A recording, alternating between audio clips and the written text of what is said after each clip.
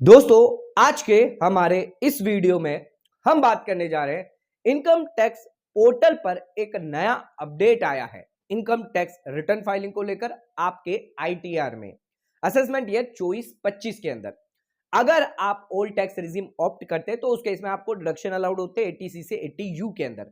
28 मार्च 2024 को schema update करी गई है जिसके अंदर दो सेक्शन के अंदर जो है अपडेट किया गया है, यानी अब आपको एडिशनल इंफॉर्मेशन इन दो सेक्शन के अंदर देनी होगी 80DD और 80U के अंदर।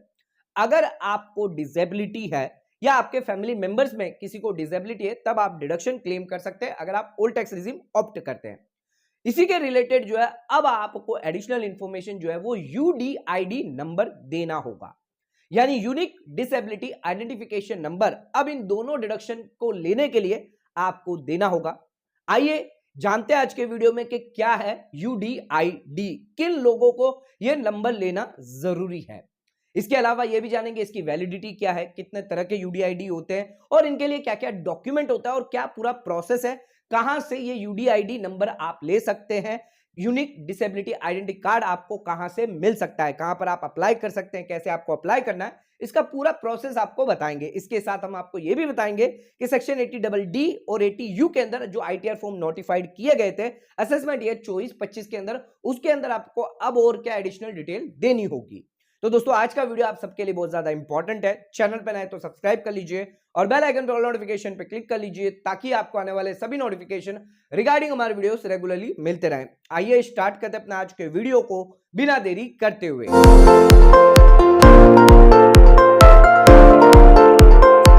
दोस्तों, आइए स्टार्ट करते हैं अपना आज के वीडियो को और बात करते हैं ओल्ड टैक्स रिजीम में अगर आप डिडक्शन लेते हैं 80DD के अंदर या 80U के अंदर तो उस केस में अब आपको आईटीआर फॉर्म्स के अंदर एडिशनल डिटेल देनी होगी यूडीआईडी नंबर रिलेटेड। क्या है यूडीआईडी, कौन इसको अप्लाई कर सकता है, इसकी वैलिडिटी क्या होगी, कहां पर आपको एप्लीकेशन करनी है, आइए जानते हैं।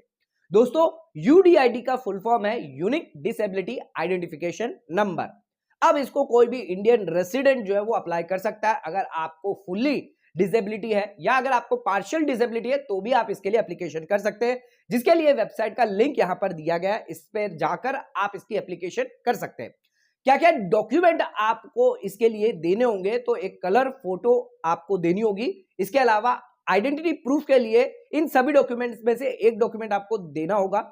एड्रेस प्रूफ के लिए भी आपको इन सभी डॉक्यूमेंट में से एक डॉक्यूमेंट आपको देना होगा। इसके अलावा आपके पास डिसेबिलिटी सर्टिफिकेट होना चाहिए। आइए अब जानते हैं कि 18 डिजिट का ये यूडीआईडी नंबर होता है जिसके अंदर पहले के जो 2 डिजिट है वो स्टेट कोड दिए गए हैं, दूसरे 2 डिजिट है वो डिस्ट्रिक्ट कोड है, इसके बाद एक नंबर जो दिया गया है वो है सीएमओ कोड, इसके बाद और 2 नंबर दिए जाएंगे, जो 2 डिजिट है वो आपकी टाइप ऑफ डिसेबिलिटी बताएगा, इसके बाद 4 जो नंबर दिए जाएंगे वो आपके ईयर ऑफ बर्थ बताएगा, जो भी पर्सन विद डिसेबिलिटी है उसकी बर्थ ईयर क्या है वो डिसाइड करेगा ये 4 डिजिट। इसके बाद जो 6 डिजिट होंगे वो आपके रैंडम नंबर, यहां पर रनिंग नंबर जो भी है वो होंगे। इसके बाद जो लास्ट डिजिट होगा वो आपका चेकसम होगा जो सिक्योरिटी पर्पस के लिए रखा जाएगा।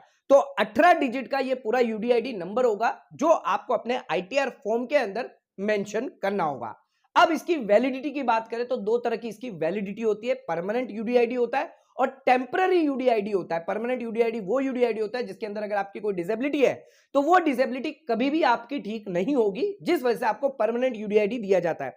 और अगर आपकी डिसेबिलिटी जो है वो आपकी कुछ ठीक नजर आ रही है, उसमें कुछ इंप्रूवमेंट नजर आ रहा है, तो उस केस में आपको टेम्पररी यूडीआईडी दिया जाएगा। अगर ये टेम्पररी यूडीआईडी एक्सपायर हो जाता है तो उस केस में आपको वापस इसको रिन्यू करवाना होगा। अब यूडीआईडी आपको 3 कलर में दिया जाएगा, व्हाइट कलर में, येलो कलर में और ब्लू कलर में। आइए जानते हैं इसकी क्राइटेरिया क्या है। व्हाइट कलर का यूडीआईडी जो है वो आपको तब दिया जाएगा जब आपकी डिसेबिलिटी 40% से कम है। येलो कलर का यूडीआईडी आपको जिनको दिया जाएगा यानी आपकी 40% से ज्यादा है लेकिन 80% से कम डिसेबिलिटी है। और ब्लू कलर का आपको यूडीआईडी दिया जाएगा तब आपकी 80% से ज्यादा की डिसेबिलिटी है। तो ये 3 तरह के यूडीआईडी दिए जाएंगे। आइए अब हम जानते हैं यूडीआईडी जनरेट करने का प्रोसेस क्या है, इसके एप्लीकेशन के लिए क्या क्या डिटेल आपको रिक्वायरमेंट है, क्या क्या डॉक्यूमेंट है आपको अटैच करने हैं, आइए वो भी जानिए। आइए दोस्तों, अब जानते हैं यूडीआईडी नंबर आपको कैसे लेना है, क्या क्या डिटेल आपको रिक्वायरमेंट होगी। तो यूडीआईडी नंबर लेने के लिए सबसे पहले वेबसाइट पर आ जाते हैं जिस पर एप्लीकेशन हम खोल लेते हैं। एप्लीकेशन के अंदर सबसे पहले आपको यह देखना होगा कि आपकी पर्सनल डिटेल आपको देनी होगी। आपका नाम, आपके फादर का नाम, आपके मदर का नाम, आपकी डेट ऑफ बर्थ, आपके मोबाइल नंबर, ईमेल आईडी, आपका जेंडर क्या है, ब्लड ग्रुप क्या है, आपका रिलेशन क्या है, पर्सन विद डिसेबिलिटी, जिसकी डिसेबिलिटी है उसके साथ रिलेशन क्या है, आप खुद के लिए ले रहे हैं या अपने अंकल आंटी के लिए, मदर फादर के लिए, ब्रदर सिस्टर के लिए, हस्बैंड वाइफ के लिए, सन के लिए, या फिर किसी अन्य लोग के लिए ले रहे हैं, तो उस केस में आपको रिलेशन बताना होगा यहाँ पर। इसके अलावा आप अगर माइनर है तो आपके नाम और कॉन्टेक्ट नंबर, जो भी आपका गार्जियन होगा या केयर टेकर होगा, उसका देना है। इन इंफॉर्मेशन के अलावा आपको अपनी कलर फोटो देनी है जेपीजी पीएनजी फॉर्मेट के अंदर, और इसकी जो साइज लिमिट है वो 15 केबी से लेकर 100 केबी रखी गई है। इसके अलावा बात करते हैं, आपको सिग्नेचर या थंब इंप्रेशन आप दे सकते हैं, जिसके लिए भी 3 केबी से लेकर 30 केबी तक साइज दी गई है, जेपीजी पीएनजी फॉर्मेट में होनी चाहिए। ये तो हो गई आपकी पर्सनल इंफॉर्मेशन, पर्सनल डिटेल। इसके अलावा आप ऑप्शनल डिटेल भी दे सकते हैं। आपकी एनुअल इनकम कितनी है, आपका हायर क्वालिफिकेशन क्या है, आप अभी इंप्लॉय है या इंप्लॉयड नहीं है। थर्ड पॉइंट पे तो आइडेंटिटी प्रूफ के लिए इन सभी डॉक्यूमेंट में से आप कोई भी एक डॉक्यूमेंट दे सकते हैं, जैसे कि आधार कार्ड हो गया, आपका passport, driving licence, PAN card, अगर आप पेंशनर है तो पेंशनर कार्ड अगर आपके पास है, किसान है तो किसान कार्ड विद एड्रेस के साथ आप दे सकते हैं। इसके अलावा अगर आपके पास आर्म्स लाइसेंस है तो वो भी आप अटैच कर सकते हैं। अगर कोई डोमिकल कास्ट सर्टिफिकेट है या गवर्नमेंट आइडेंटिटी द्वारा आपको कोई सर्टिफिकेट कार्ड दिया गया है तो वो भी आप दे सकते हैं। Election card, voter ID card, smart card, ration card, ये सभी इंपॉर्टेंट डॉक्यूमेंट में से कोई भी एक डॉक्यूमेंट आप अपनी आइडेंटिटी प्रूफ के लिए दे सकते हैं। ध्यान रखिएगा 500 केबी के अंदर जेपीजी पीएनजी फॉर्मेट में आपको इसको अटैच करना होगा। इसके साथ आपको आधार नंबर देना मैंडेटरी होगा। आ जाते हैं अपने फोर्थ पॉइंट में, जिसमें आपको एड्रेस करस्पॉन्डेंस यानी कम्युनिकेशन अपना देना है, जिसके लिए क्या क्या डॉक्यूमेंट आपको एक डॉक्यूमेंट इसमें से देना है। जैसे कि आधार कार्ड में अगर आपका एड्रेस है तो आधार कार्ड आप दे सकते हैं, लाइट बिल हो गया, इलेक्ट्रिसिटी बिल, पासपोर्ट दे सकते हैं, वोटर आईडी कार्ड दे सकते हैं, अगर आपके पास इनकम टैक्स असेसमेंट ऑर्डर है तो वो दे सकते हैं, कास्ट डोमिकल सर्टिफिकेट दे सकते हैं, पासबुक है अगर पोस्ट ऑफिस की या शेड्यूल बैंक की वो आप दे सकते हैं, वाटर बिल, टेलीफोन बिल के अंदर अगर दिया गया, अगर व्हीकल रजिस्ट्रेशन अगर आपने करवाया तो उसके अंदर अगर आपका एड्रेस है तो वो भी आप दे सकते हैं, या फिर अगर आप पेंशनर है तो पेंशनर कार्ड दे सकते हैं, राशन कार्ड है तो राशन कार्ड भी दे सकते हैं। तो ये सभी डॉक्यूमेंट में से एक डॉक्यूमेंट आपको अटैच करना होगा, जो आपको पीएनजी जेपीजी फॉर्मेट 500 केबी के अंदर होना चाहिए। इसके अलावा आपको अपना एड्रेस है, कौन सी सिटी है, कौन सा स्टेट है, वो भी डिटेल इसमें मेंशन कर। दोस्तों नेक्स्ट आ जाते हैं, अब आपको डिसेबिलिटी रिलेटेड डिटेल देनी होगी। सबसे पहले डिसेबिलिटी टाइप क्या है, आपको ब्लाइंडनेस हुई है, आपको सुनाई नहीं दे रहा है, आपको दिखाई नहीं दे रहा है, लो विजन है, आपको बोलने में, लैंग्वेज में, स्पीक में प्रॉब्लम आ रही है, उसकी डिसेबिलिटी है, तो लिस्ट दी गई है, इसके अंदर आप अपना टाइप सिलेक्ट कर सकते हैं। जिसके बाद आपको देखना है कि आपकी डिसेबिलिटी कब से है, सिंस बर्थ से है या फिर बर्थ होने के बाद कब से है, तो वो आपको ईयर सिलेक्ट कर लेना है। इसके बाद आपको डिसेबिलिटी सर्टिफिकेट अटैच करना है, अगर आपके पास नहीं है तो नो सिलेक्ट कर लीजिए, अगर है तो यस सिलेक्ट करने के बाद आपको डिसेबिलिटी सर्टिफिकेट अटैच करना होगा। इसके साथ आपका डिसेबिलिटी सर्टिफिकेट रजिस्ट्रेशन नंबर क्या है, किसने, कौन अथॉरिटी है जिसने आपको डिसेबिलिटी दी है, कितने परसेंट की डिसेबिलिटी है, वो भी आपको इसमें देनी होगी। तो ये डिसेबिलिटी रिलेटेड डिटेल्स आपको देनी होगी। इसके बाद आपको हॉस्पिटल सिलेक्ट करना है कि कौन से स्टेट में, आपका कौन से सिटी के अंदर आपको हॉस्पिटल होगा जिसके थ्रू आपको ये यूडीआईडी नंबर दिया जाएगा, यानी ये सर्टिफिकेट, ये कार्ड जो है वो आपको उस हॉस्पिटल में जाकर कलेक्ट करना होगा। इसके बाद आपको जो है सिलेक्ट कर लेना है क्लिक बटन पर, जहां पर आप कंफर्म करेंगे कि जो भी इंफॉर्मेशन आप दे रहे हैं वो सही है। कैप्चा डालने के बाद आप इसको सबमिट कर दीजिए, तो आपकी एप्लीकेशन जो है वो यूडीआईडी के लिए सबमिट हो जाएगी और कुछ ही दिनों के अंदर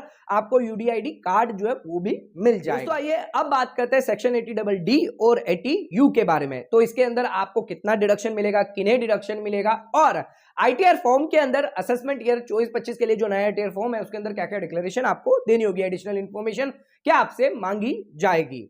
सबसे पहले बात करते हैं सेक्शन 80DD के बारे में। तो अगर आप मेंटेनेंस करते हैं, मेडिकल ट्रीटमेंट करवाते हैं डिपेंडेंट डिसेबिलिटी की, डबल डी यानी डिपेंडेंट डिसेबिलिटी, जो भी आपका डिपेंडेंट है, यानी इस केस में सेक्शन 80DD के अंदर आप खुद के लिए डिडक्शन नहीं क्लेम कर सकते।